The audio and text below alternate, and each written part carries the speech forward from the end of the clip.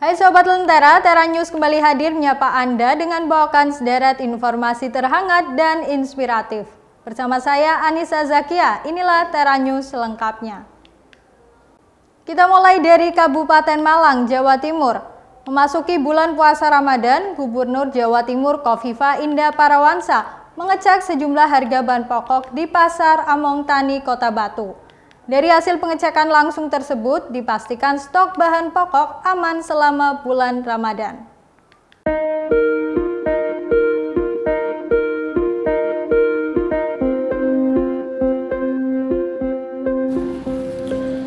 Dalam kesempatan ini, Gubernur Khofifah Indar Parawansa yang didampingi Wali Kota Batu Nur Rohman memantau langsung beberapa komoditas harga sayuran yang menjadi keunggulan di Kota Batu.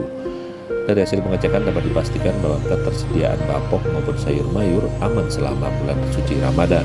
Dan untuk saat ini posisi suplai dan stok pangan di Kota Batu dalam kondisi yang normal. Akan tapi diakui oleh Khofifah terkait demand memang mengalami peningkatan sejak sebelum bulan Ramadan. Namun ia optimis selama bulan Ramadan semua harga akan mengalami stabilisasi. Selain itu, Khofifah meminta kepada semua pihak untuk turut menjaga stabilisasi harga-harga bahan pokok selama Ramadan ini. Ia mengingatkan agar tidak ada oknum yang melakukan penimbunan karena dirinya sudah berkoordinasi dengan Satgas Pangan Polda Jatim untuk melakukan pengawasan.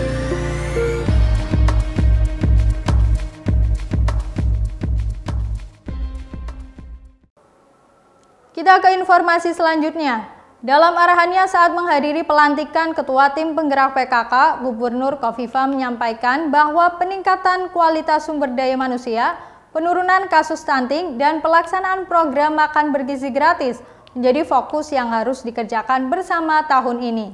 Untuk itu, ia mengajak Ketua Tim Penggerak PKK dan Posyandu Sejatim untuk dapat bersinergi bersama menyukseskan 3 isu yang menjadi fokus Pemprov Jatim tersebut.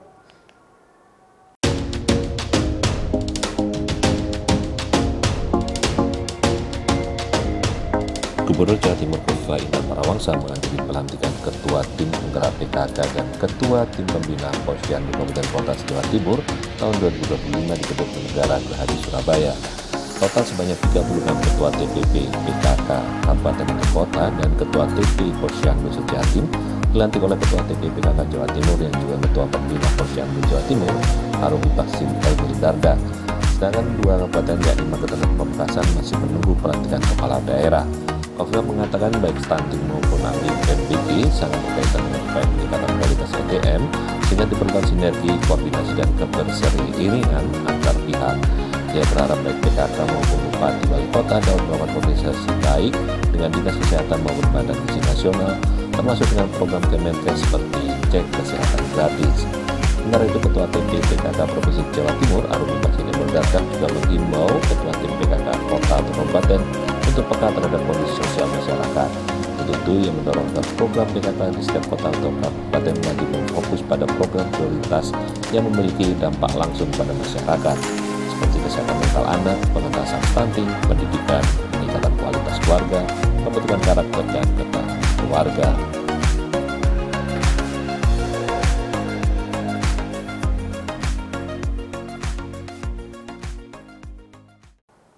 Sesaat lagi kita akan membahas tentang bergairahnya kembali wisata kuliner di New Orleans, Amerika Serikat. Jadi tetap di Tera News.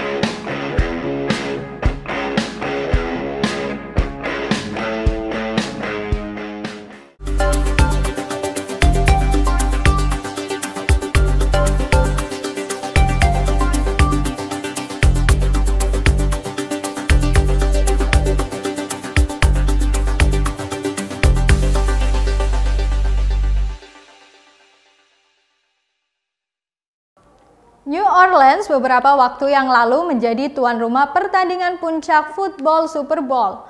Jutaan wisatawan yang datang ke kota ini tak hanya untuk menyaksikan pertandingan, tapi juga menikmati berbagai wisata kuliner serta berbagai pertunjukan jazz dan bangunan dengan arsitektur yang unik. Susan Spicer adalah chef ternama yang telah berkarir hingga ke Eropa sebelum kembali ke kampung halamannya di New Orleans, negara bagian Louisiana. Kini ia menjadi executive chef di restoran bernama Rosedale di kawasan Lakeview.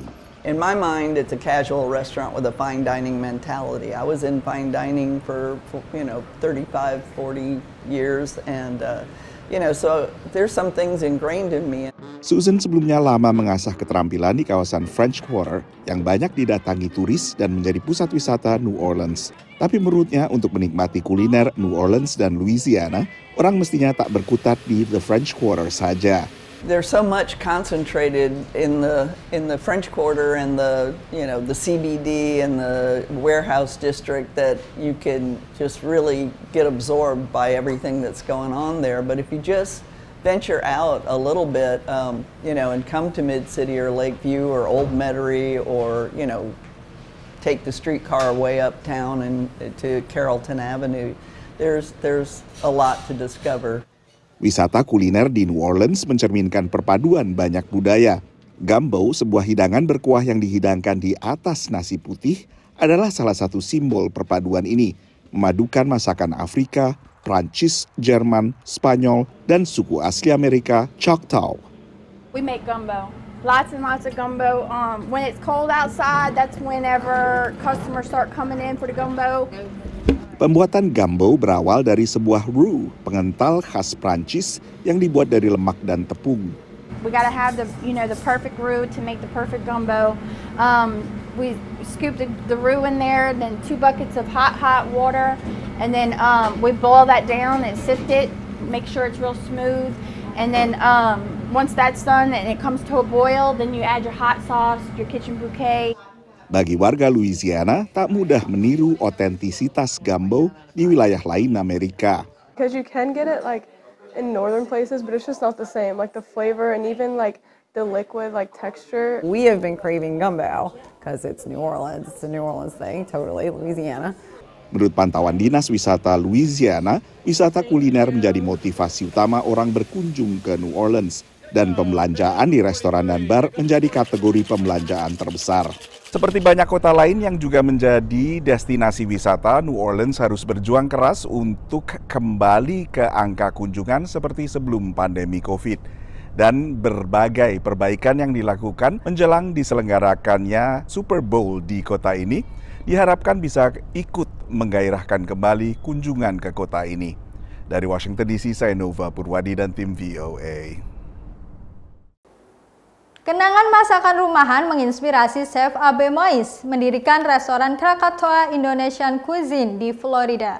Tak hanya membuat restoran, Chef Abe ternyata juga membuat bumbu racikan dalam kemasan. Dan sebanyak 17,000 flavor of Indonesia telah membantu warga Amerika Serikat untuk mengenal dan mencintai cita rasa Nusantara. Ada kunyit, ada gula. Memasak masakan Indonesia itu rada ribet karena begitu banyaknya bumbu dan ingredient yang harus kita blend dan campur ya. Awalnya saya buat restoran kan, karena saya pengen pekerja di sini itu tinggal ngambil 1 sendok 2 sendok campurin segala macam jadi kan, nggak perlu ulek ini ulek itu ulek ini gitu kan. Setelah saya lihat why not saya sell ini ke bangsa Amerika gitu loh. Saya pengen rasa ini ke pizza, ke tacos, even bagel.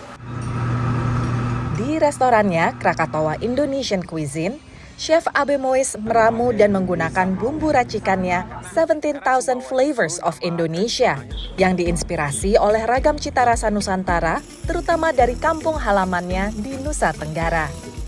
Seingat saya dulu waktu kecil, kayaknya saya sering nongkrong gitu yang ngelihat orang, oh ini bumbu putih buat sayur-sayuran gitu kan. Bumbu kuningnya cenderung ke ayam-ayaman. Itu kita nggak ada misalnya ke pasar, oh beli bumbu opor, beli bumbu rendang, beli bumbu karing. bumbu generik yang bisa dipadu padan untuk bahan atau masakan apapun merupakan konsep produk ciptaan pria asal Sumbawa ini. Diakui awalnya sulit memasarkan bumbu Indonesia. Uncommon, barang baru. Iya, barang baru bagi mereka. Jadi kayaknya mereka beli nggak ya. Tapi kalau kita ngejelasin dan mereka rasa, pasti mereka beli. You don't need to use this just for Indonesian makanan Indonesia, saya bilang gitu. You can use this for everything. Kalau orang di sini kan cenderung beli segala macam. Nah, this come very handy. Sisa daging, sisa sayur, sisa pasta, there you go. Mix with this and you need salt. That's it. Ada 4 varian bumbu racikan dan 7 pilihan saus dan sambal, seharga $12 hingga $17 per botol. Produk 17,000 Flavors dijual di situs restoran Krakatoa, juga di supermarket dan toko makanan di Florida dan New York. Juga pada event pop-up seperti Festival Wow Indonesia di Washington DC musim panas lalu. It's really good flavor. The one I tried was the spicy lemony flavor, and I love that, the lemon flavor to it. I think it's a little subtle, but things I tasted, it was a little bit more citrusy, a little brighter. So this is the real thing, guys. It's a raw. Menurut Abe, kuncinya adalah edukasi dan ekspos cita rasa Indonesia. Mulai dari promosi di pameran, festival, toko, bahkan berkunjung ke rumah warga untuk demo masak langsung. Lewat situs 17,000flavors.cooking, warga bisa mengakses puluhan resep masakan Indonesia dan mancanegara. Dari Hollywood, Florida, Aryatno Budianto, Supriyono, dan Rio Tuasikal, VOA. Dan informasi tadi mengakhiri Tera News saat ini. Anda dapat saksikan kembali tayangan saat ini di YouTube channel kami, Lentera TV Media, dan website kami lentera.tv. Saya Anissa Zakia pamit undur diri, terima kasih dan sampai jumpa.